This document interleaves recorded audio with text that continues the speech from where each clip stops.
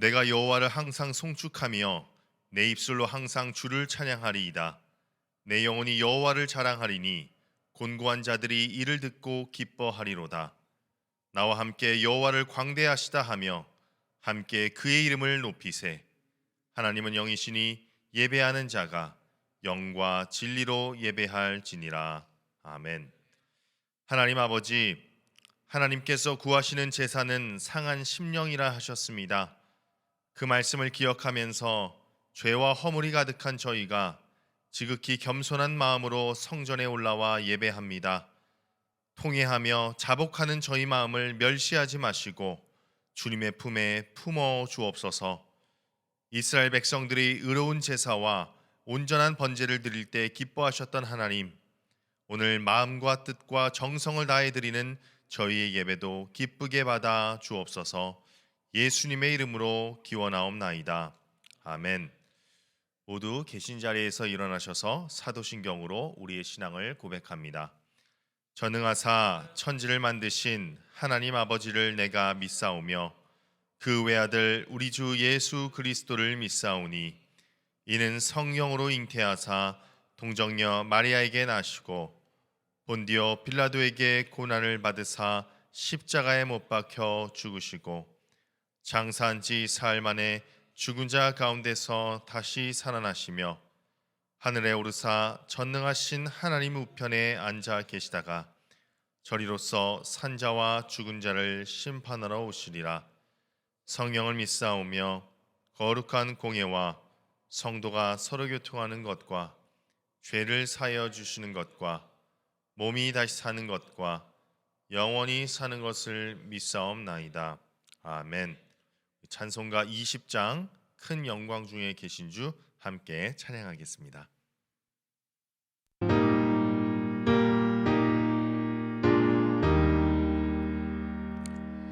큰 영광 중에 계신 주 나 찬송합니다.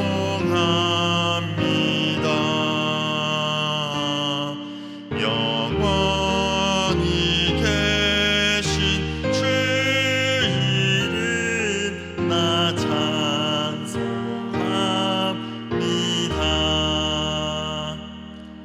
한없이 크신 능력을 나 찬송합니다.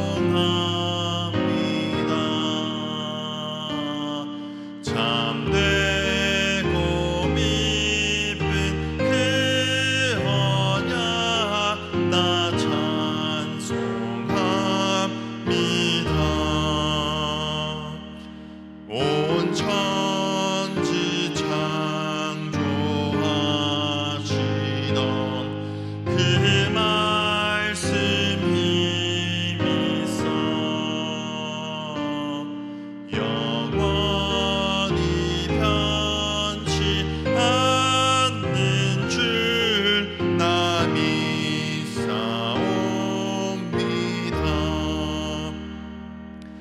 그 온유하신 주 음성 날 불러주시고 그 품에 품어 주시니 나 찬송합니다.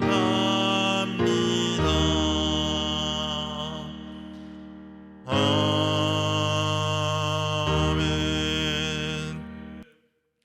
이 시간에는 지난 한 주간을 돌아보며 하나님 앞에서 참회의 기도를 드리겠습니다. 다 함께 침묵으로 기도합니다.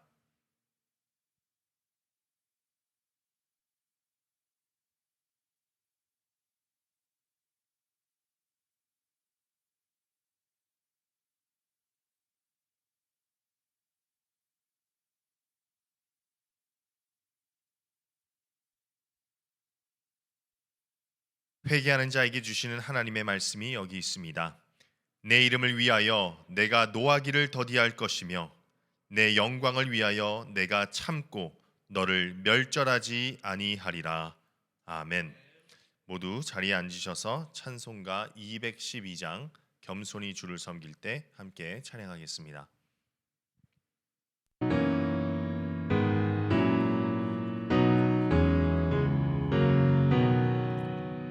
겸손히 주를 섬길 때 괴로운 일이 많으나 구주여 내게 힘 주사 잘 감당하게 하소서. 인자한 말을 가지고 사람을 감화시키며 갈 길을 잃은 무리를 잘 인도하게 하소서. 구주의 귀한 인내를 깨달아 알게 하시고 굳건한 믿음 주셔서 늘 승리하게 하소서. 장래의 영광 비추사 소망이 되게 하시며 구주와 함께 살면서 참 평강 얻게 하소서. 아멘. 함께 기도하겠습니다. 거룩하신 하나님, 오늘도 변함없는 은혜로 저희를 부르시고 예배의 자리로 인도하여 주시니 감사합니다. 눈과 빙판으로 인하여 현장에 모이지 못하고 각자의 처소에서 온라인으로 예배드리고 있지만 공간을 초월하여 역사하시는 성령께서 지금 이 순간에도 우리 모두와 함께 하심을 믿으며 하나님께 나아갑니다. 주님, 예배의 방식은 달라졌으나 예배의 본질이 흐려지지 않게 하여 주시고 화면 앞에 앉아있는 저희들의 마음이 분주함에 빼앗기지 않게 하시고 각 가정과 삶의 자리에서 거룩한 예배자로 서게 하여 주옵소서. 어디에 있든지 주님의 이름을 부르는 자들에게 동일한 은혜와 임재를 허락하여 주시기를 간절히 소망합니다. 지난 한 주간도 저희를 지켜주신 하나님, 기상이 악화된 상황 속에서도 우리 모두의 삶과 발걸음을 보호하여 주시고 육신의 강건함과 마음의 평안을 허락하여 주시기를 기도합니다. 특별히 연약한 지체들과 몸과 마음이 지친 성도들을 기억하여 주시고 주님의 손길로 회복과 새 힘을 더하여 주시기를 간구합니다. 다가오는 한 주간도 주님의 은혜 안에서 안전하게 살아가게 하여 주옵소서. 주님, 다가오는 금요업 기도회를 주님의 손에 올려드립니다. 컨티넨탈 싱어즈의 사역 가운데 성령의 기름 부으심이 충만하게 임하게 하시고 그들의 찬양과 고백이 사람을 드러내는 시간이 아니라 하나님께 영광 올려드리는 참된 예배 되게 하여 주옵소서. 그 찬양과 말씀을 통해 성도들의 마음이 열리고 복음의 감격과 회복의 은혜를 깊이 경험하게 하여 주옵소서. 이 시간 선포되는 말씀 위에도 주님의 권능을 더하여 주시기를 기도합니다. 말씀을 전하시는 담임 목사님에게 하늘의 지혜와 담대함을 허락하여 주시고 듣는 우리 모두가 말씀 앞에 겸손히 반응하며 삶으로 순종하게 하여 주옵소서. 오늘 드리는 이 예배가 우리의 삶을 새롭게 하고 하나님을 더욱 깊이 신뢰하는 예배 되게 하여 주옵소서. 이 모든 간구 예수님의 이름으로 기도합니다. 아멘. 이 시간 다 함께 일어나셔서 하나님께 봉헌드리겠습니다.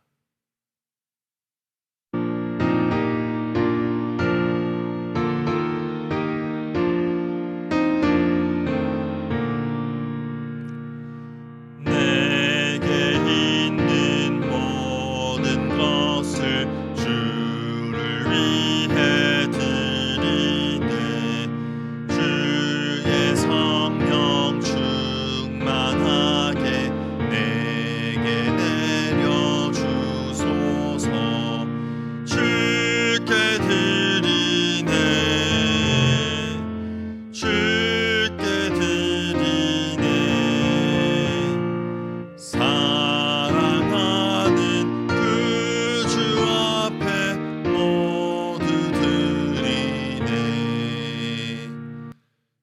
놀라우신 하나님 아버지, 우리의 모든 필요를 아시고 날마다 채우시는 주님께 감사를 드립니다. 주님, 이 예물이 우리의 수고와 능력에서 난 것이 아니라 모든 것이 주님의 은혜에서 비롯되었음을 고백합니다. 이 예물을 드릴 때에 기쁨으로 드리게 하시고 억지가 아니라 감사와 믿음으로 드리는 예물 되게 하여 주옵소서. 드리는 자의 삶을 주님께서 친히 붙드시고 다가오는 한 주간도 일터와 가정 가운데 주님의 공급하심과 보호하심을 경험하게 하여 주옵소서. 이 모든 간구 우리 주 예수 그리스도의 이름으로 봉헌기도 드립니다. 아멘. 네, 우리 자리에 앉기 전에 우리 옆 사람 혹은 또 얼굴은 보이지 않지만 우리 마음을 떠올리면서 우리 교회 성도들을 향해서 화면에 대고 또 이렇게 인사하겠습니다. 보고 싶습니다. 다시 만날 때까지 건강하십시오. 네, 보고 싶습니다. 우리 다시 만날 때까지 건강하십시오. 네, 오늘 주일 예배 드리는 모든 성도님들을 또 우리가 같은 장소에 있지는 않지만 진심으로 환영하고 또 축복합니다. 오늘 예배 가운데 또 하나님께서 주시는 은혜가 가득하기를 소망합니다. 우리 잠시 교회 소식 전하겠습니다. 저희 교회 등록 성도님이 계십니다. 우리 서케빈 집사님, 서혜영 집사님이십니다. 우리 교회에서 아름다운 신앙생활을 할 수 있기를 바랍니다. 임명 광고입니다. 우리 주일 1부 샬롬 찬양대의 백정순 집사님, 그리고 2부 찬양팀의 박미성 집사님 임명되셨습니다. 우리 귀한 헌신에 감사드립니다. 우리 2025년 헌금 내역서 신청을 받고 있습니다. 우리 다음 주 또 교회에 오시면 로비에 신청하신 후에 일주일 뒤에 우리 헌금 내역서를 사무실에서 받아가실 수 있습니다. 우리 업 기도회가 돌아오는 1월 30일 금요일 오후 7시 30분 본당에서 있습니다. 아까 기도했던 대로 이번 업 기도회는 한국 영 컨티넨탈 싱어즈와 함께합니다. 우리 컨티넨탈 싱어즈는 한국에서 찬양 사역을 굉장히 오래 한 팀으로서 또 귀한 찬양 사역자들도 많이 배출한 팀입니다. 우리 오셔서 또 귀한 찬양과 말씀의 자리에 함께 해주시기 바랍니다. 달라스 베다니 한국학교 봄학기 개강이 한 주 뒤로 연기되어서 1월 31일에 개강합니다. 우리 많은 관심과 기도 부탁드리겠습니다. 새가족 교육이 2월 1일 주일 오전 9시 30분에 있습니다. 우리 새가족분들은 기억해 주시고 꼭 참석해 주시기 바랍니다. 당회가 2월 1일 주일 오후 1시 도서관에서 있습니다. 우리 중보기도 헌신자 모임이 2월 7일 토요일 오전 7시 에스라 채플에서 있습니다. 우리 중보기도 헌신자들은 기억해 주시고 참석해 주시기 바랍니다. 우리 4.5교구 월간 모임인 바우하우스 게더링이 2월 7일 토요일 오후 5시에 있습니다. 우리 4.5교구 분들은 함께 하셔서 찬양과 예배 그리고 친교로 가정과 교회를 세우는 시간 될 수 있기를 바랍니다. 슬픔 당한 가정이 있습니다. 우리 고 황춘규 장로님께서 지난 주일 하나님의 부르심을 받았습니다. 모든 유가족들과 장례 절차를 위해 기도해 주시기 바랍니다. 오늘 하나님께서 우리에게 주시는 말씀 사도행전 16장 25절에서 34절까지의 말씀입니다. 우리 사도행전 16장 25절에서 34절까지의 말씀 우리 한 목소리로 함께 크게 읽겠습니다. 한밤중에 바울과 실라가 기도하고 하나님을 찬송하매 죄수들이 듣더라. 이에 갑자기 큰 지진이 나서 옥터가 움직이고 문이 곧 다 열리며 모든 사람의 매인 것이 다 벗어진지라. 간수가 자다가 깨어 옥문들이 열린 것을 보고 죄수들이 도망한 줄 생각하고 칼을 빼어 자결하려 하거늘 바울이 크게 소리질러 이르되 내 몸을 상하지 말라. 우리가 다 여기 있노라 하니 간수가 등불을 달라고 하며 뛰어들어가 무서워 떨며 바울과 실라 앞에 엎드리고 그들을 데리고 나가 이르되 선생들이여 내가 어떻게 하여야 구원을 받으리이까 하거늘 이르되 주 예수를 믿으라. 그리하면 너와 내 집이 구원을 받으리라 하고 주의 말씀을 그 사람과 그 집에 있는 모든 사람에게 전하더라. 그 밤 그 시각에 간수가 그들을 데려다가 그 맞은 자리를 씻어주고 자기와 그 온 가족이 다 세례를 받은 후 그들을 데리고 자기 집에 올라가서 음식을 차려주고 그와 온 집안이 하나님을 믿음으로 크게 기뻐하니라. 아멘. 이제 담임 목사님 나오셔서 희락, 예수님으로 말미암는 기쁨이라는 제목의 말씀 선포하실 때 큰 은혜 받으시길 바랍니다. 잠시 말씀 위해서 기도하겠습니다. 은혜가 풍성한 하나님 아버지, 거룩한 주님의 날, 우리 모두 주님께서 우리에게 주시는 말씀을 사모하여 각자의 처소에서 주님 앞에 모였습니다. 특별히 지금 우리는 성령의 열매에 대한 말씀을 나누고 있습니다. 이 시간 우리들이 맺어야 하는 희락의 열매가 무엇인지 가르쳐 주셔서 우리로 하여금 주어진 삶에서 쾌락이 아니라 주님께서 주시는 참된 희락의 열매를 풍성히 맺게 해 주옵소서. 구주 예수 그리스도의 이름으로 간절히 기도드립니다. 아멘. 할렐루야. 오늘 날씨로 말미암아 각각의 예배 처소에서 온라인으로 예배드린 우리 모든 성도 여러분들에게 하나님의 은혜와 평강이 가득하기를 축복합니다. 달라스 지역의 날씨가 매우 좋지 않습니다.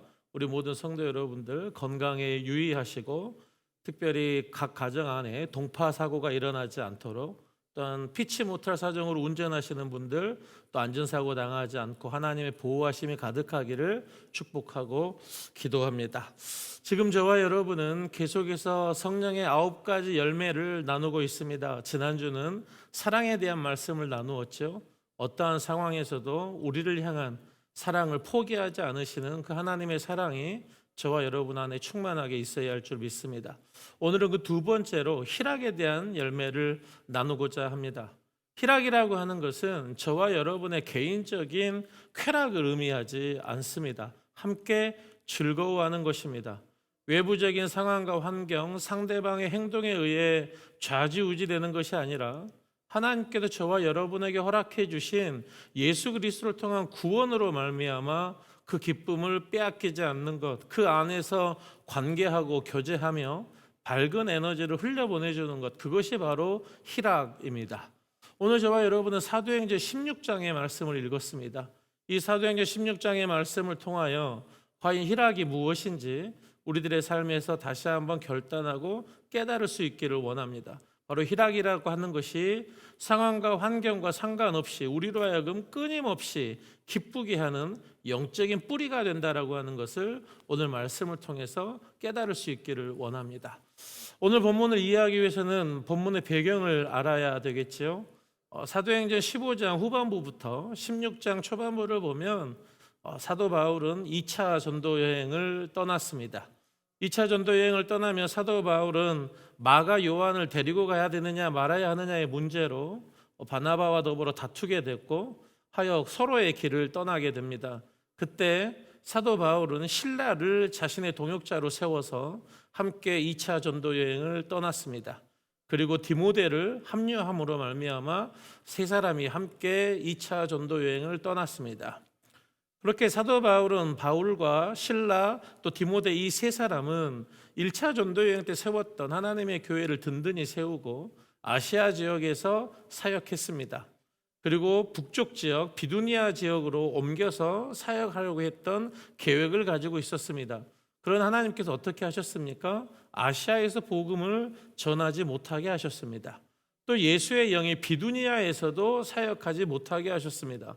마게도냐인의 환상을 보여주심으로 마게도냐로 이동하여 그곳에서 하나님의 사역을 감당할 것을 말씀하셨습니다. 이에 사도 바울이 예수 그리스도의 영에 순종하여 마게도냐로 옮겨옵니다. 그리고 마게도냐의 첫 성 빌립보라고 하는 곳에 도착합니다. 하나님의 말씀에 순종해서 빌립보에 도착했을 때 하나님께서 준비하신 한 영혼을 만납니다. 그가 누굽니까? 바로 자주색 옷감 장사를 하던 루디아라고 하는 여인이었습니다. 이 루디아에게 사도 바울이 예수 그리스도의 복음을 전하고 그의 온 집이 예수 그리스도를 믿고 영접하는 곧 빌립보에 도착하자마자 하나님께서 허락하셨던 구원의 열매가 맺힌 것입니다. 교회가 시작되었습니다. 하여 루디아의 집에서 사도 바울은 머물며 기도하고 있었습니다.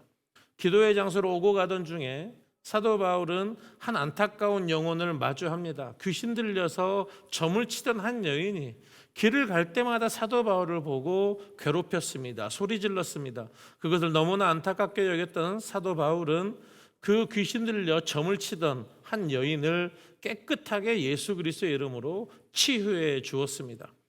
죄로 인해서 억눌려 있던 영혼, 나아가서 사단에게 사로잡혀 자유함을 누리지 못하던 불쌍한 여인이 치료받은 것입니다. 얼마나 기쁘고 행복한 일입니까? 그러나 그녀의 주인들은 기뻐하지 않았습니다. 왜 그렇습니까? 그녀가 귀신으로 말미암아 점을 치며 상당한 수익을 얻고 있었는데 이제 귀신이 떠나버렸기 때문에 점을 칠 수가 없었기 때문입니다. 더 이상 그 여인을 통하여 돈을 벌 수가 없었기 때문입니다. 무슨 말입니까? 이 여인의 주인들은 여인의 영혼보다 물질에 더 집착하고 있었다라는 사실입니다. 하여 이 주인들은 이방인이었던 자신의 동네에 살지 않던 바울과 실라를 관원들에게 고발했습니다. 그 고발을 받았던 빌립보의 관원들은 바울과 실라를 옥에 가두고 옷을 벗기고 심하게 매질하고 착고에 채워 가두었습니다. 무슨 말입니까? 하나님의 말씀에 순종해서 빌립보에 와서 예수 그리스도의 복음을 전하는 사역을 하고 있었는데 이제 무엇인가 열매가 맺힌다라고 생각될 때 감옥에 갇혀버린 것입니다. 인간적인 눈으로 보면 원망하고 불평하고 하나님 어떻게 나에게 이런 일이 생길 수 있습니까? 라고 하나님 앞에 불평을 쏟아놓을 수 있는 상황이었다라는 것입니다. 그러나 25절은 보면 놀라운 것을 고백합니다. 25절입니다. 한밤중에 바울과 실라가 기도하고 하나님을 찬송하며 죄수들이 듣더라. 우리 인간의 본능은 예상하지 못했던 고난과 또 여러 가지 어려움을 마주하게 되면 원망과 불평을 쏟아놓는 것이 당연한 것이죠. 그것이 억울한 일일 때는 더 그렇습니다. 나는 잘못하지 않았는데 선을 행하고 있었는데 어려운 일을 당할 때 우리는 곧바로 불평하고 불만을 표하게 됩니다. 그러나 사도 바울과 실라는 달랐습니다. 왜 달랐을까요? 우리는 충분히 말씀을 통해서 유추해 볼 수 있는데 그들은 예수 그리스도의 복음을 전하다가 옥에 갇히고 핍박받는 것을 기쁨으로 여겼기 때문입니다. 이미 초대교회 성도들이 그와 같은 삶을 살고 있었다라는 것을 우리는 말씀을 통해서 발견할 수 있습니다. 사도행전 5장 41절입니다. 사도들은 그 이름을 위하여 능욕받는 일에 합당한 자로 여기심을 기뻐하면서 공회 앞을 떠나니라. 무슨 말입니까? 초대교회 예루살렘의 사도들도 예수 그리스도의 복음을 전하다가 공회에 잡히고 옥에 갇히고 매맞았을 때 오히려 그것으로 인해 기뻐하더라는 것입니다. 예수 그리스도의 고난에 동참하고 내 안에 예수 그리스도의 복음이 살아 역사하고 있다는 것을 알고 있었기 때문입니다. 사도 바울도 마찬가지입니다. 사도행전 14장 22절에서 그는 루스드라에서 돌에 맞아 죽었다가 살아난 이후에 이렇게 고백합니다. 제자들의 마음을 굳게 하여 이 믿음에 머물러 있으라 권하고 또 우리가 하나님의 나라에 들어가려면 많은 환난을 겪어야 할 것이라 하고. 무슨 말입니까? 이미 초대교회 성도들에게 예수님의 복음으로 인하여 감옥에 갇히고 매맞고 핍박받는 것은 성도라면 당연하게 겪는 것으로 이해하고 있었다라는 말씀입니다. 나아가서 그것을 오히려 내 안에 복음이 살아 역사하고 있다라고 하는 훈장으로 여기고 있었음을 우리가 알 수 있습니다. 바울과 실라도 마찬가지입니다. 그들도 빌립보에서 억울하게 감옥에 갇혔지만 이것이 우연치 않게 내가 어려움을 당한다 생각하지 않았습니다. 하나님의 섭리 가운데 내가 복음을 잘 전하고 있구나, 내가 하나님의 사람으로서의 삶을 잘 살고 있구나라고 깨달았다는 사실입니다. 그때 여기서 바울과 실라는 하나님께 기도하고 찬송합니다. 오늘 저와 여러분은 이 본문을 통해서 몇 가지를 질문해 볼 수가 있습니다. 바울과 실라가 첫 번째로 감옥에서 무엇을 찬송하고 무엇을 기도했을까라는 질문입니다. 감옥에 갇혔는데 저와 여러분은 그저 낙담하고 포기하고 있지 않겠습니까? 그러나 바울과 실라는 기도하고 찬양했습니다. 무엇을 기도하고 무엇을 찬양했을까? 오늘 성경에 기록되어 있지 않지만 우리는 충분히 유추해 볼 수 있습니다. 무엇을 기도했을까요? 하나님, 이 어려움에서 나를 구원해 주십시오. 건져내 주십시오. 이 어려움이 빨리금 해결되도록 도와주십시오. 역사해 주십시오. 그것을 위해서 기도했을까요? 바울과 실라는 그것을 위해서 기도하지 않았을 것입니다. 그들의 기도 제목은 하나님, 빌립보에 복음의 씨앗이 뿌려졌고 이제 싹을 맺고 열매 맺으려고 나아가고 있는 상황입니다. 하나님, 빌립보에 뿌려진 복음의 씨앗이 싹을 틔우고 열매 맺게 해주십시오. 기도했을 것입니다. 나아가서 루디아와 같은 새롭게 예수 그리스도를 믿고 영접한 성도들이 있었습니다. 하나님, 이 일로 말미암아 이제 막 믿음을 시작한 빌립보 교회 성도들의 믿음이 연약해지지 않도록 도와주십시오. 기도했을 것입니다. 나아가 지금 저와 실라가 감옥에 갇혀 있는데 하나님, 이것을 통하여 하나님의 영광이 나타나게 해주십시오. 바울과 실라는 그렇게 기도했을 것입니다. 그리고 무엇을 찬양했을까요? 우리는 믿음의 선배들을 보면 알 수 있습니다. 다윗이 얼마나 심한 고통을 당했습니까? 고난을 겪을 때마다 다윗이 무엇을 찬양합니까? 하나님의 권능과 능력, 그리고 하나님의 도우심과 보호하심을 찬양합니다. 아마 바울과 실라도 그 감옥 안에서 하나님, 우리에게 주신 사명이 있지 않습니까? 이 사명 감당할 수 있도록 당신의 권능이 드러나게 해주십시오. 하나님께서 나의 방패가 되고 피할 바위가 되시고 요새가 되십니다. 그와 같은 하나님의 성품을 찬양했을 것입니다. 또 한 가지 우리는 질문해 볼 수 있습니다. 바울과 실라가 찬양할 때 지진이 일어나고 모든 착고가 풀어지고 모든 옥문이 열렸습니다.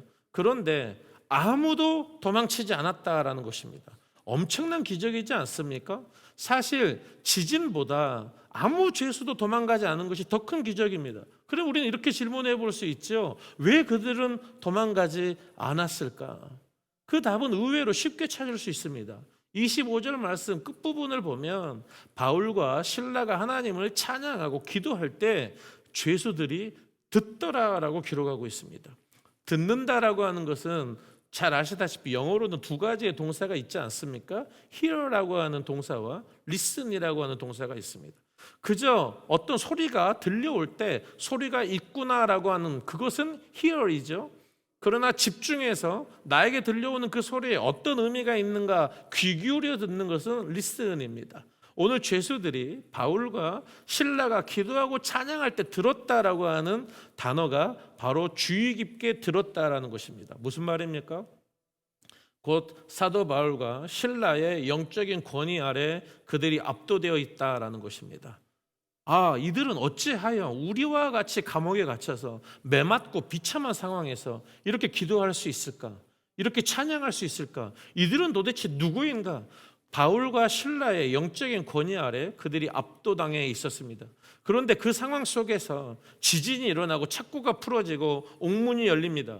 말할 수 없는 기적이 일어난 것이죠. 사실 저와 여러분도 우리가 전혀 예기치 못했던 신적인 권능을 경험하게 되면 어떻게 됩니까? 아무것도 하지 못하고 몸이 얼어붙어 버리는 것이죠. 뭐 도망가야겠다, 나에게 주신 기회다 생각할 겨를이 없다라는 것입니다. 완벽한 하나님의 기적 속에 압도당하여 모든 죄수들이 꼼짝할 수 없었다라는 것입니다. 나아가서 28절 말씀을 보면 간수가 모두가 다 도망칠 줄 알고 자결하려 할 때 사도 바울이 뭐라고 이야기합니까? 우리가 다 여기 있습니다. 곧 사도 바울의 영적인 리더십 아래 모든 사람들이 통제되고 있다라고 하는 것을 이 말씀을 통해서 발견할 수 있습니다. 아, 하나님의 신적인 권능과 어려움과 고난 가운데 하나님을 찬양하는 바울과 실라의 그 영적인 권위 아래 모두가 압도당하였을 때 죄수들조차도 도망하지 않고 있었구나라는 것을 우리가 깨달을 수 있습니다. 세 번째 질문입니다. 그러면 왜 하나님께서는 바울과 실라가 갇혀있던 문만 열어주시고 그들의 착고만 열어주셨으면 좋았을 텐데 왜 모든 죄수와 모든 옥문을 다 열어주셨을까? 우리 질문해 볼 수 있습니다. 왜 그랬을까요? 하나님의 신적인 권능이 그들에게 임하는 것을 보여주셔야 했기 때문입니다. 이 일은 바울과 실라가 아니라 그들이 믿고 있는 하나님의 역사에 의한 표징이다라고 하는 것을 보여줄 필요가 있었다라는 것이죠. 더 중요한 이유가 있습니다. 절대적인 절망이 필요했기 때문입니다. 모든 죄수가 도망하게 되면 간수는 그 책임을 지고 자신이 죄값을 치르든지 불명예적인 죽음을 당해야 했습니다. 그로 인해 간수가 자결하려 하지 않습니까? 모든 죄수가 떠나버렸을 때, 옥문이 열리고 착고가 다 풀어졌을 때 간수가 생각한 것은 이제 나는 죽었다라는 것입니다. 나에게 소망은 끊어졌다라는 것이죠. 그러나 하나님께서는 바울과 실라를 감옥에 가두시면서 당신의 선하신 뜻을 갖고 있었습니다. 그 뜻이 무엇입니까? 빌립보 간수와 그의 가족을 구원하겠다라고 하는 하나님의 뜻이 있으셨다라는 말씀입니다. 간수가 그의 가족과 더불어 구원을 어떻게 받을 수 있습니까? 그의 모든 소망이 끊어져 버려야 한다라는 것입니다. 간수가 선생님들이여 내가 어찌하면 구원을 얻을 수 있습니까? 라고 그가 붙잡고 있던 소망과 희망이 다 끊어져 버렸을 때만 그가 하나님을 붙잡을 수 있기 때문입니다. 하여 하나님께서 바울과 실라뿐만 아니라 모든 죄수들의 착고와 옥문을 열어주셨다는 것을 알 수 있습니다. 그리고 이것을 통하여 감옥 전체가 복음의 현장이 될 수 있도록 하나님이 역사하셨다라는 것입니다.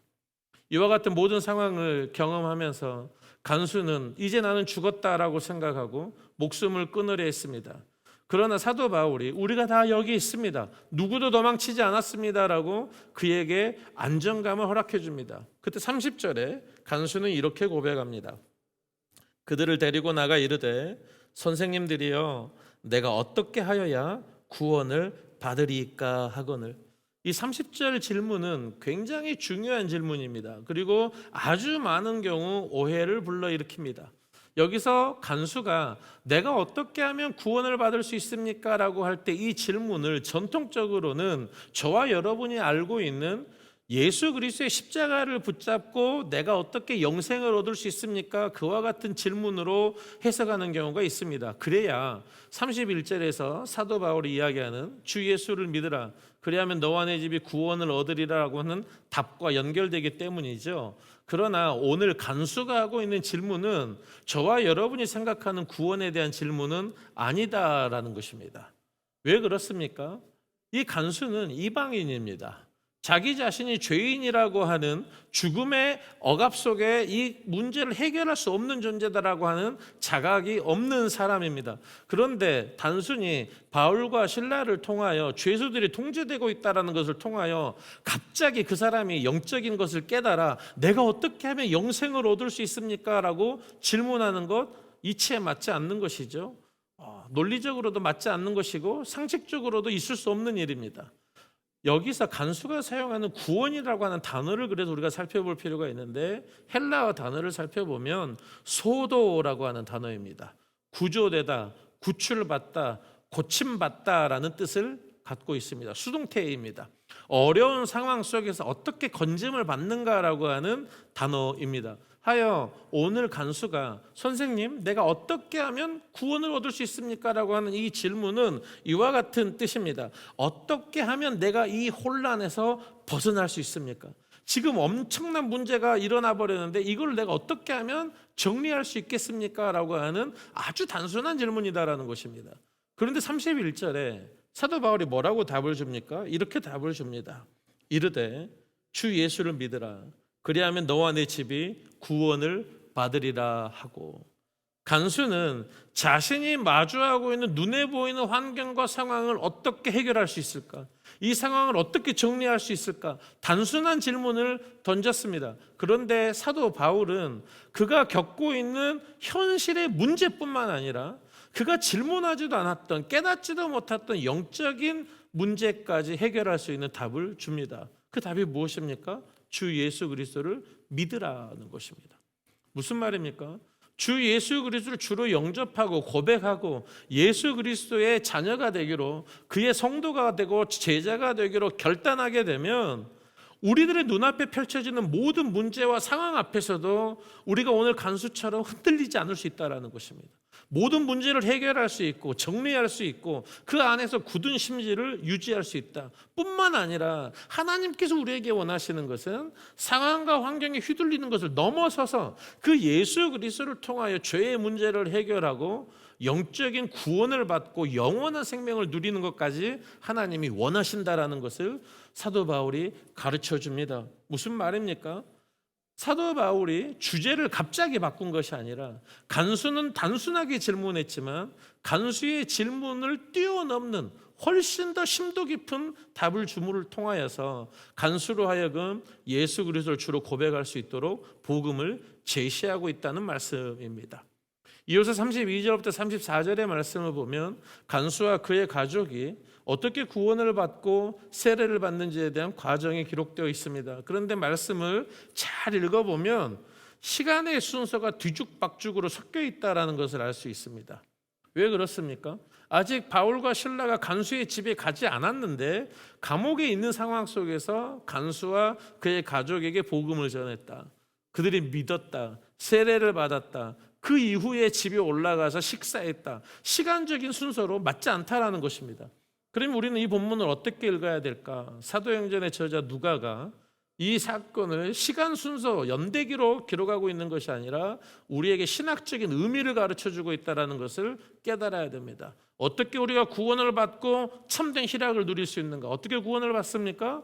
예수 그리스도의 복음이 선포될 때, 곧 말씀이 그들에게 심기워질 때, 그들이 예수 그리스도의 복음을 듣고 믿음으로 고백하게 되고 공적으로 믿음을 고백하게 되었을 때 그 믿음의 확증으로 세례를 받게 되고 온 성도가 그렇게 세례를 받게 되었을 때 믿음에 하에 들어온 그 사람이나 그를 전도한 사람들이나 함께 예수 그리스도 안에서 함께 기쁨을 누릴 수 있다라고 하는 것.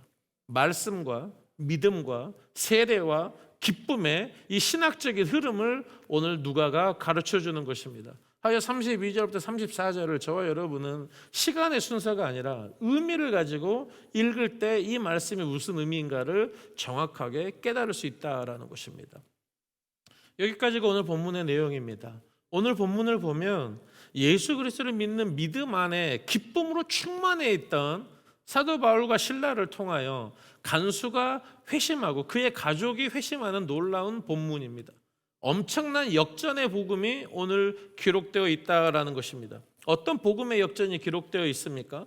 절망할 수 없는 자가 하나님 앞에서 찬송합니다.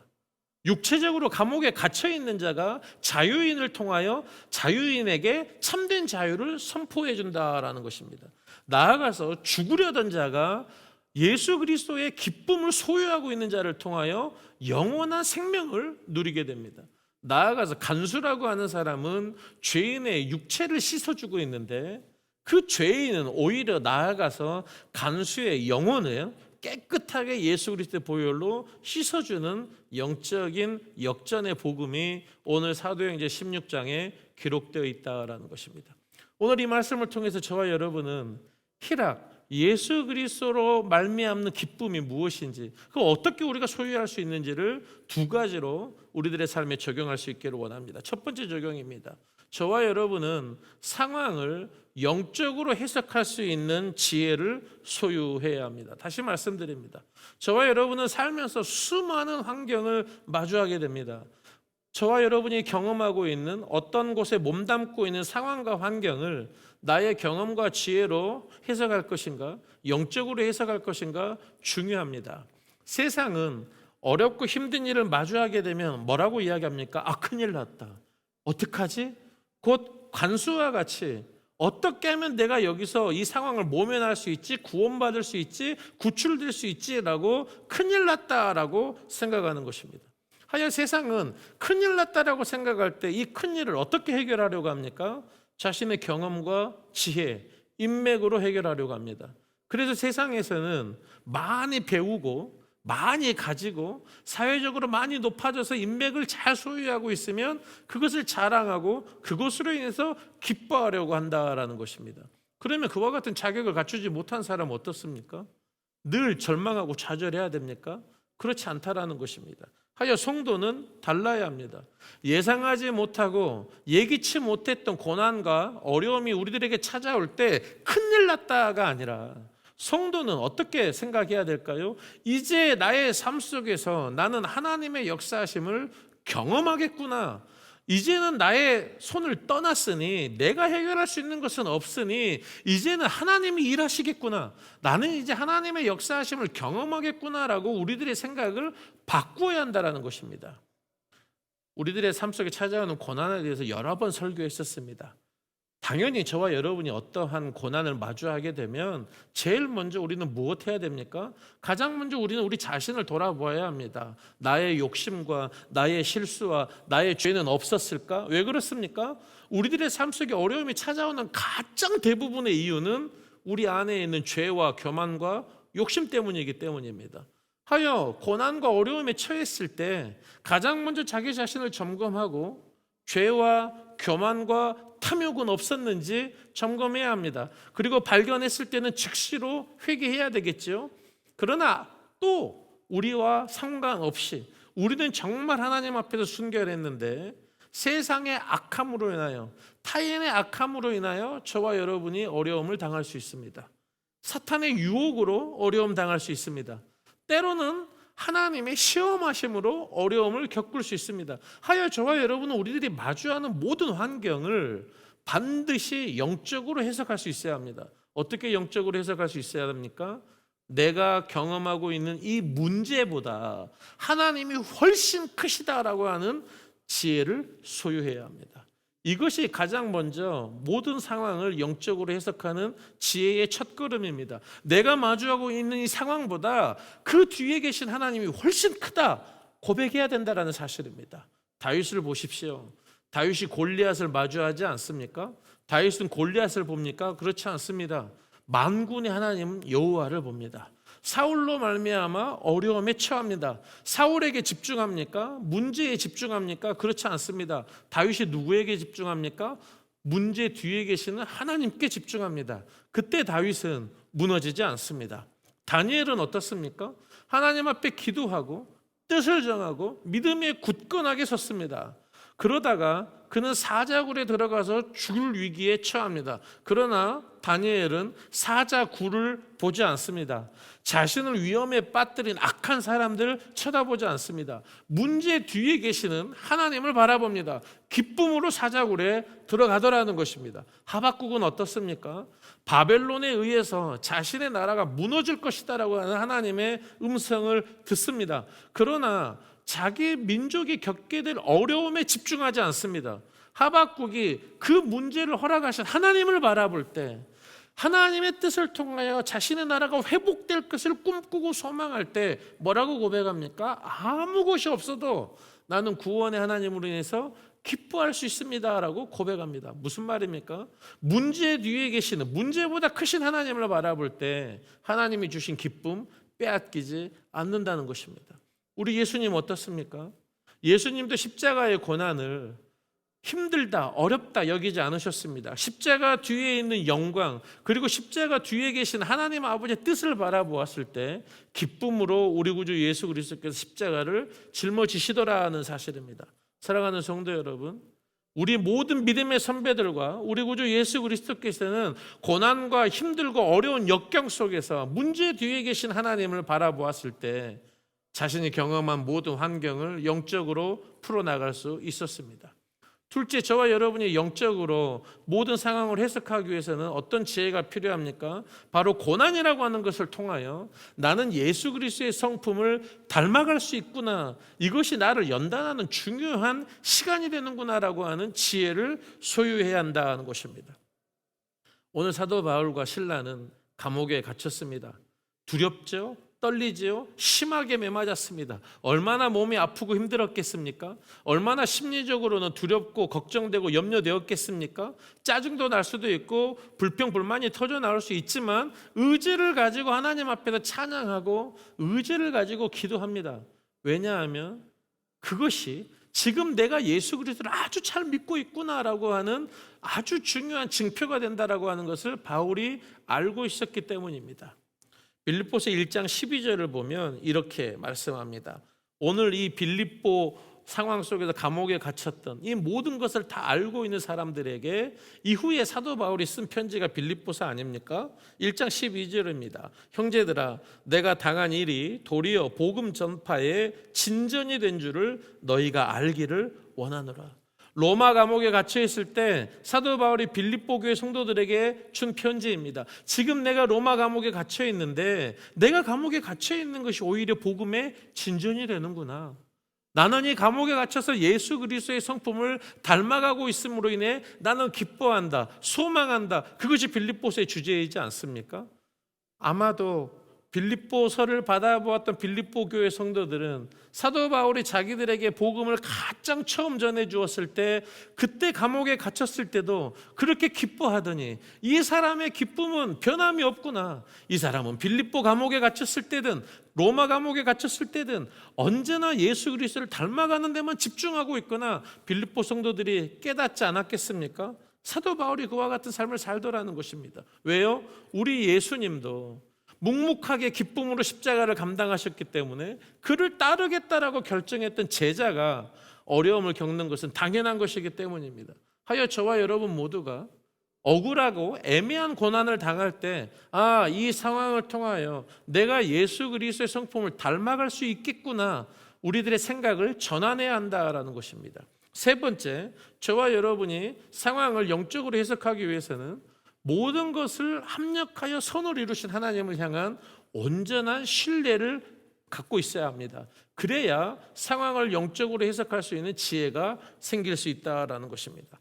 희락의 열매라고 하는 것은 나의 뜻이 이루어지는 것이 아닙니다. 사실 사랑하는 성도 여러분, 저와 여러분이 삶을 살아가면서 저와 여러분이 뜻하는 모든 것들이 다 이루어집니까? 다 이루어지지 않죠.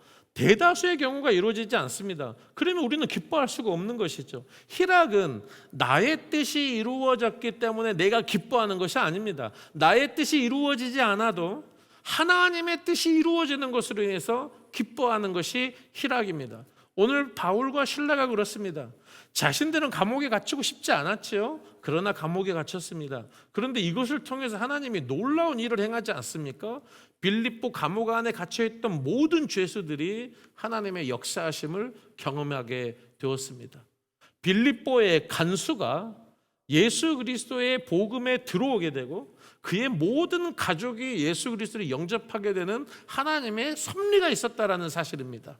이것을 사도 바울은 알고 있었습니다. 합력하여 선을 이루신다. 내가 감옥에 갇혀서 고난받고 핍박받는 것, 반드시 하나님의 뜻이 있을 것이다. 이것을 통하여 하나님이 이루고자 하는 뜻이 있을 것이다. 내가 깨닫지 못하지만 우리 하나님은 선하시기 때문에 내가 이 상황 속에서 기뻐할 때 하나님이 이것을 통하여 열매 맺게 할 것이다. 그것을 소망할 때 사도 바울이 마음 안에 희락을 빼앗기지 않더라는 사실입니다. 사랑하는 성도 여러분, 하여 오늘 저와 여러분은 마주하는 삶 속에서 고난과 어려움이 찾아올 때, 그리고 여러 가지 환경과 상황을 마주할 때 그 모든 것들을 영적으로 해석할 수 있어야 합니다. 모든 문제보다 크신 하나님이 합력하여 선을 이루게 될 것이고 그 가운데서 나는 예수 그리스도의 장성한 분량에까지 자라가게 될 것이다. 이 믿음을 소유하게 될 때 우리는 마음속에 있는 기쁨을, 희락을 빼앗기지 않는 것입니다. 고린도후서 4장 18절입니다. 우리가 주목하는 것은 보이는 것이 아니요 보이지 않는 것이니 보이는 것은 잠깐이요 보이지 않는 것은 영원함이라. 영적인 지혜라고 하는 것은 눈에 보이는 일시적인 고통에 매몰되지 않고 눈에 보이지 않는 영원한 하나님 나라와 상급에 우리들의 시선을 집중하는 것입니다. 이와 같은 영적인 지혜를 소유하여 하나님이 주시는 희락을 빼앗기지 않는 저와 여러분 되기를 주님의 이름으로 축복합니다. 오늘 말씀을 통한 마지막 두 번째 적용입니다. 저와 여러분은 예수 그리스도를 믿는 믿음으로 인한 구원의 기쁨이 저와 여러분의 희락과 기쁨의 근본적인 근원이 되어야 합니다. 무슨 말입니까? 저와 여러분의 기쁨의 근원이 예수 그리스도를 믿는 믿음으로 말미암아 구원받았다라고 하는 것이 근원이 되어야 한다는 말입니다. 세상의 기쁨은 조건과 여러 가지 소유에 결정됩니다. 얼마나 많은 소유를 가지고 있는지, 내가 기뻐할 만한 조건을 갖추었는지에 따라서 세상에서는 기뻐하고 기뻐하지 않고가 결정됩니다. 그러나 구원의 기쁨은 그렇지 않습니다. 우리들의 존재와 하나님과의 우리와의 관계가 기쁨의 근원이 된다라는 것입니다. 수학을 공부해 보면 저는 수학을 잘 하지는 않습니다만 수학에는 변수와 상수라는 것이 있습니다. 변수가 무엇입니까? 상황과 환경에 따라서 그 값이 바뀌는 것이 변수이죠. 그래서 수학을 공부해 보면 이 변수는 주로 알파벳으로 X나 Y나 Z로 표현이 됩니다. 상수라고 하는 것이 있습니다. 상수가 무엇입니까? 환경과 상황에 따라서, 조건에 따라서 바뀌지 않는 정확하게 값을 가지고 있는 것, 변하지 않는 것을 상수라고 이야기합니다. 세상에서의 기쁨은 이 변수에 자기의 기쁨의 근원을 둡니다. 늘 바뀐다는 것입니다. 어떤 것입니까? 건강입니다. 물질의 소유입니다. 자녀의 성공입니다. 나아가서 내가 이루는 업적입니다. 사회적인 위치입니다. 내가 가지고 있는 소유입니다. 그런데요, 사회적인 이 기쁨을 보면 다 바뀌는 것입니다. 죽을 때까지 나는 단 한 번도 건강을 어려움을 당하지 않을 것이다. 약해지지 않을 것이다. 우리가 그렇게 확신할 수 있습니까? 건강도 좋았다가 나빠졌다가, 그리고 우리들의 겉사람은 늘 후패해져 가는 것입니다. 끊임없이 우리가 경제적인 성장을 이룰 수가 없지요. 내가 꿈꾸는 모든 것을 내 멋대로 이룰 수가 없다라는 것입니다. 나의 자녀도 마찬가지죠. 나의 자녀가 행복할 때가 있고, 나의 자녀가 우울할 때가 있고, 나의 자녀가 잘 나갈 때가 있고, 실패할 때도 있다라는 것입니다. 우리가 그와 같은 변수에, 바뀌는 환경과 상황에 나의 기쁨의 근원을 두게 되면 저와 여러분은 절대로 희락의 열매를 맺을 수가 없습니다. 왜요? 우리들의 상황은 늘 바뀌기 때문입니다. 그러면 성도는 어디에 기쁨의 근원을 두어야 합니까? 상수, 바뀌지 않는 환경입니다. 그럼 바뀌지 않는 환경, 그것이 무엇입니까? 바로 하나님께서 예수 그리스도의 십자가와 부활로 나를 구원해 주셨다라고 하는 이 놀라운 사건입니다. 예수 그리스도의 십자가와 부활의 사건은 일회적인 사건이지만 영원한 효력을 가지고 있습니다. 환경과 상황에 의해 바뀌지 않습니다. 나아가서 저와 여러분의 형편에 의해서도 바뀌지 않습니다. 착각하지 마십시오. 믿음이 없는 사람은 아예 구원받지 못하지 않습니까? 그러나 우리가 가진 믿음이 온전한 믿음이어서 우리가 구원을 받았다라고 할 때 우리의 그 믿음의 근원이 어디에 있습니까? 저와 여러분의 행위에 있습니까? 저와 여러분의 업적에 있습니까? 그렇지 않습니다. 그러면 저와 여러분이 조금만 실수하면 구원은 사라져버리는 것이죠. 저와 여러분의 구원의 근거가 어디에 있습니까? 하나님의 사랑에 있습니다. 예수 그리스도의 십자가와 부활에 있습니다. 결코 흔들리지 않습니다. 그렇기 때문에 내가 예수 그리스도의 십자가로 말미암아 그의 부활로 말미암아 구원받았다라고 하는 이 상수를 붙잡고 있을 때 저와 여러분은 환경과 상황에 휘둘리지 않고 끝까지 기쁨을 유지할 수가 있습니다. 오늘 빌립보 간수를 보십시오. 성경이 기가 막히게 기록하고 있습니다. 간수가 가장 소중하게 여기고 있던 것이 무엇입니까? 간수의 책임은 죄수를 돌보는 것입니다. 지진이 일어났습니다. 착고가 풀리고 감옥 문이 열렸습니다. 죄수들이 다 도망간 줄 알았습니다. 그래서 오늘 간수가 스스로 목숨을 끊으려고 하지 않습니까? 그런데 사도 바울이 죽지 마십시오. 우리가 다 여기 있습니다. 그러면 세상 사람들 같으면 어떻게 해야 됩니까? 이 상황이 가장 기쁜 것이죠. 우와, 죽을 뻔했네. 진짜 죽다 살았네. 행복하고 기뻐해야 되는 것 아니겠습니까? 그런데 오늘 성경을 읽어보면요, 간수가 그것으로 인해서 기뻐했다라고 기록하지 않습니다. 안도했다라고도 기록하지 않습니다. 물론 마음의 안정은 가졌겠죠. 그러나 성경은 분명하게 말씀합니다. 기뻐했다라고 기록하지 않습니다. 언제 간수가 기뻐합니까? 죄수였던 바울과 실라를 통해서 예수 그리스도의 복음을 듣고, 나는 어떻게 하면 잘 먹고 잘 살 수 있을까? 어떻게 하면 나라의 인정을 받고 문제를 일으키지 않고 진급할 수 있을까? 나는 거기에만 집중하고 있었는데, 내가 집중하고 있던 이 문제는 아무것도 아니었구나. 나는 죄의 문제를 해결했었어야 되는데, 나는 죽음의 문제를 해결했었어야 되는데, 예수만이 나의 죽음의 문제, 죄의 문제를 해결해 줄 수 있구나.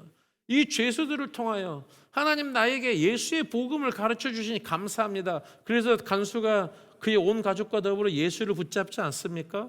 세례를 받습니다. 그리고 그들과 더불어 같이 음식을 나눌 때 오늘 34절에서 뭐라고 고백합니까? 크게 기뻐하니. 하나님을 믿을 때 큰 기쁨이 그들 안에 임하였다라는 것입니다. 무슨 말입니까? 사도 바울과 실라의 기쁨과 희락이 간수에게 그대로 흘러 들어간 것입니다. 곧 간수는 잘 먹고 잘 사는 것 때문에 기뻐하지 않고 예수로 말미암아 신분의 변화를 가져 하나님의 자녀가 되었다라고 하는 사실로 인하여 가장 기뻐하더라는 것입니다. 이것이 저와 여러분의 기쁨의 근원이 되어야 합니다. 우리가 잘 알고 있는 믿음의 선배 중에 아주 유명한 예화가 있죠. 바로 마틴 루터입니다. 마틴 루터는 수도사였습니다. 말씀을 잘 알고 있는 사람이었습니다. 그러나 그는 자신의 노력과 자신의 의지로 구원을 받으려고 했습니다. 그때마다 불안했습니다. 두려웠습니다. 과연 하나님이 나에게 구원을 허락해 주실까 초조했다라는 것입니다. 그러나 그가 비텐베르그 성당 탑방에서 로마서를 읽으며 묵상하고 공부하다가 로마서 1장 17절 의인은 믿음으로 말미암아 살리람과 같으리라, 그 말씀을 듣고 회심하지 않습니까? 그가 죽음을 마주하기 1년 전 1545년입니다. 라틴어 저작 전집 제1권 서울원에서 이렇게 고백합니다. 당시 자신의 회심 사건을 회상하면서 이렇게 고백합니다. 나는 완전히 새로 태어난 기분이었고 활짝 열린 문을 통해 낙원으로 들어간 기분이었다. 무슨 말입니까? 그동안에는 나의 힘으로 어떻게든 구원에 이르러 보려고 몸부림치고 고행했지만 마음의 평안함, 기쁨 누리지 못했습니다. 의인은 믿음으로 말미암아 살리라. 예수 그리스도의 십자가의 보혈이 나의 행위와 상관없이 나를 죽음에서 생명으로 옮겼구나라는 것을 깨닫게 되었을 때 자유함을 누렸다라는 것입니다. 이 자유함과 기쁨을 마틴 루터가 깨닫게 되었을 때 그 기쁨으로 목숨 걸고 종교개혁을 완수할 수 있었던 것 아니겠습니까? 사랑하는 성도 여러분, 저와 여러분의 기쁨의 근원, 희락의 근원은 변하지 않는 상수 예수 그리스도의 십자가와 부활이 되어야 합니다. 그래서 저와 여러분이 매일 아침 눈을 뜰 때 나는 하나님의 자녀다, 나는 예수님으로 말미암아 하나님께 선택받은 아들과 딸이 되었다, 그것을 가장 먼저 기억할 수 있기를 원합니다. 오늘 내가 어떤 일을 행해야 되는데, 내가 누구를 만나야 되는데, 어떤 일들이 잘 처리되어야 하는데, 그런 것으로 인해서 스트레스로 시작하는 것이 아니라 아침에 눈을 떴을 때 나는 하나님의 사랑받는 자녀이다, 나의 힘이 되신 여호와여 내가 주를 사랑하나이다, 오늘도 주님이 주신 기쁨이 충만하게 해주십시오라고 하루를 시작하는 것입니다. 왜 그렇습니까? 희락이라고 하는 것은 감정의 산물이 아니라 진리에 대한 우리들의 의지적인 반응이기 때문입니다. 내가 하나님의 자녀가 되었다라고 의지를 다해 반응할 때 우리 안에 희락의 놀라운 열매가 맺어져 가는 것입니다. 하여 고난과 힘들고 어려움이 찾아올 때 예수 그리스도의 십자가를 묵상하면 우리 안에 기쁨 빼앗기지 않을 수 있습니다. 그래서 우리는 어떤 삶을 살아야 됩니까?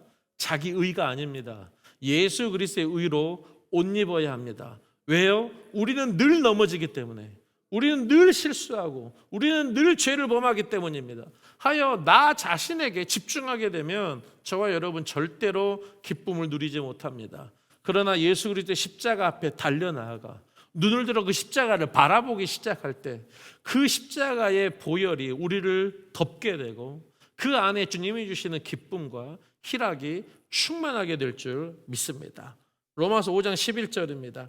그뿐 아니라 이제 우리로 화목하게 하신 예수 그리스도로 말미암아 하나님 안에서 또한 즐거워하느니라.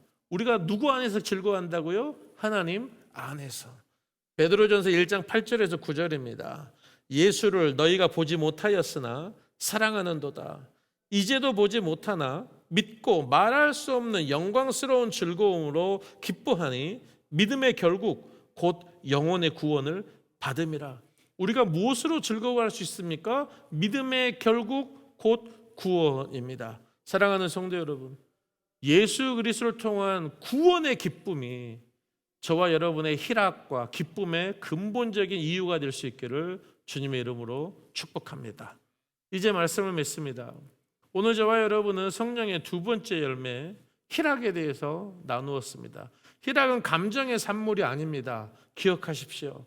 예수 그리스도를 통한 구원이 우리 안에 깊이 새겨져 있을 때 우리는 희락의 열매를 맺을 수 있습니다. 그래서 두 가지 적용했습니다. 첫째, 저와 여러분은 모든 우리가 마주하는 환경을 영적으로 해석할 수 있는 지혜를 소유해야 합니다. 문제보다 크신 하나님, 합력하여 선을 이루시는 하나님, 그리고 그 고난 가운데서 저와 여러분을 자라게 하고 예수님을 닮아가게 할 것이다라고 하는 이 영적인 지혜가 있기를 소망합니다. 둘째, 저와 여러분의 기쁨의 근원은 예수 그리스도를 통한 구원의 감격이 되어야 합니다. 변하지 않는 이 구원의 감격이 우리 마음 안에 뿌리 내리고 있을 때 어떠한 환경과 상황에서도 우리는 희락을 빼앗기지 않을 수 있습니다.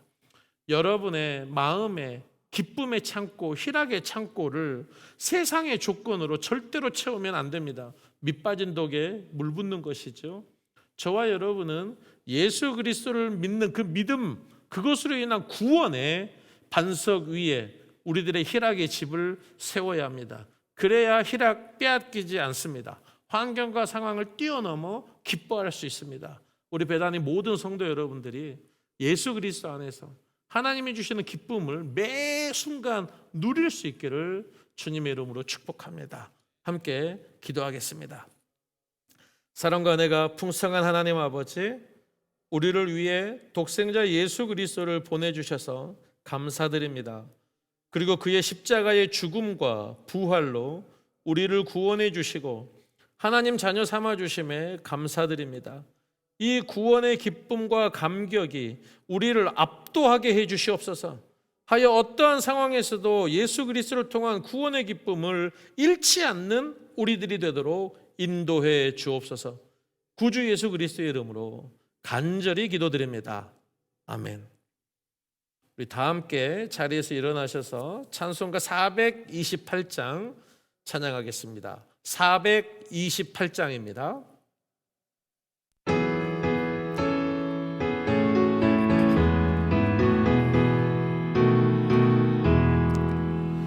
내 영혼의 햇빛 비치니 주 영광 찬란해.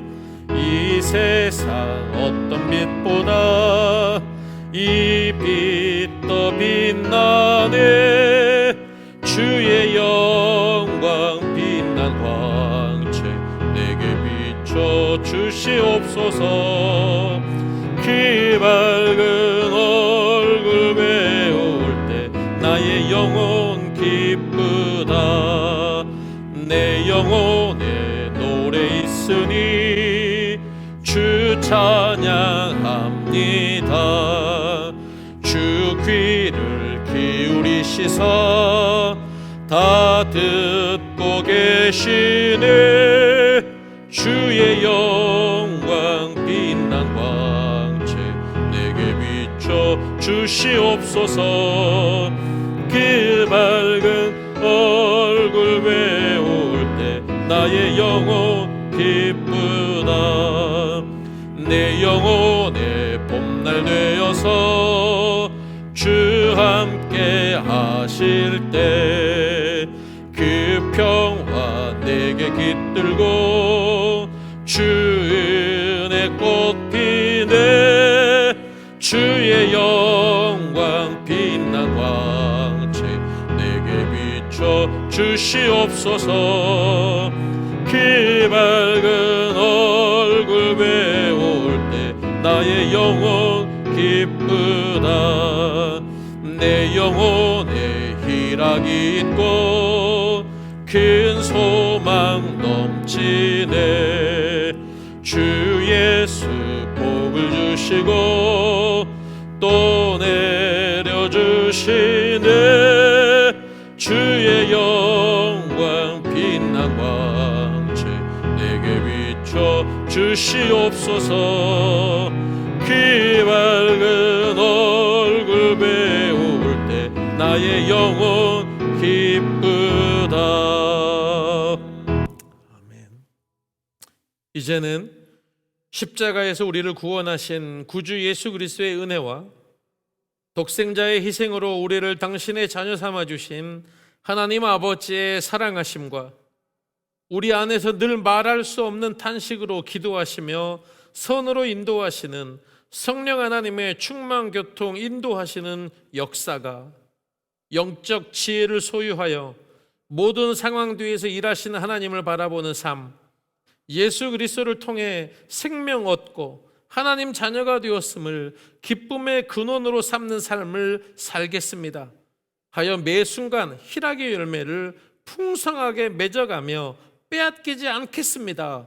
다짐하고 결단하며 나아가는 사랑하는 매단의 모든 성도님들 머리 위에 이제로부터 영원히 함께 하시옵기를 간절히 축원하옵나이다. 아멘.